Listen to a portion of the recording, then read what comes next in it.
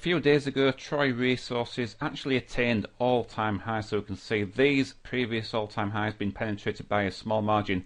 Didn't get on with the job, so a probe higher, in fact a gap higher, probe to even higher levels, and quite a weak close, and from that point in time prices started to drift sideways. Now when we take into account that the longer term trend is exceptionally strong, in fact back in November 2008 this company was sitting around the 65 cents mark, so it has made strong gains from that point forward. That's bullish of course in its own right, but even more bullish is that we've also seen price coil pretty much since when's that, September of last year, and that's a very bullish proposition indeed. A bias to the downside within this symmetrical triangle. So remember, Elliott wave triangles must contain 5 internal swings. Now the larger degree count is quite difficult to decipher. It's quite a low volume stock, and we can see these wide ranging bars going back here, and that's really a cause of that. So what we're looking at here is this triangle. Normally triangles will show up in the wave 4 position. That gives us a little bit of clarity.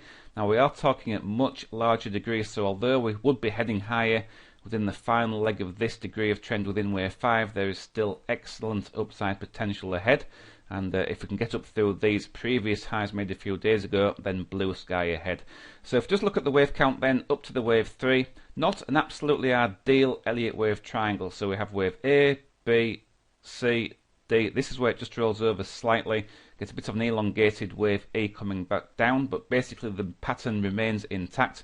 And what we're looking for now is a 5-wave structure to the upside. Once this smaller degree 5-wave pattern ends, it will likely complete an intermediate degree wave 1 with even further potential ahead. So the way we're looking at this now is that we are seeing the initial stages of an impulsive move.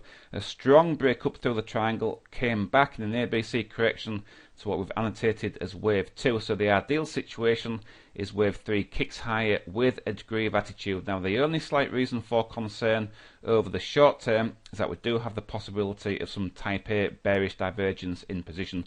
So we can see that although price has made a higher high, our divergence oscillator has made a lower high. That said, it has not triggered. If it does trigger, then it's highly likely that this sideways consolidation or even a small pullback will unfold until our oscillator rotates all the way back down into the oversold position. And if that coincides potentially with this little gap being filled, so we can see this small gap here, if we do just dribble lower on low volume, and that coincides with our oscillator rotating back into that oversold position, then that's a cracking buying opportunity right there, with a view to trading it well above these all-time highs, circa $5. So right here and now, looking possibly for a continuation of the sideways movement over the coming days. Pure momentum traders, no harm in jumping on following a break above this prior pivot high here around this $5 mark. If that's the case, all-time high territory has been achieved, and no reason why the stock can't continue its longer term trend to the upside.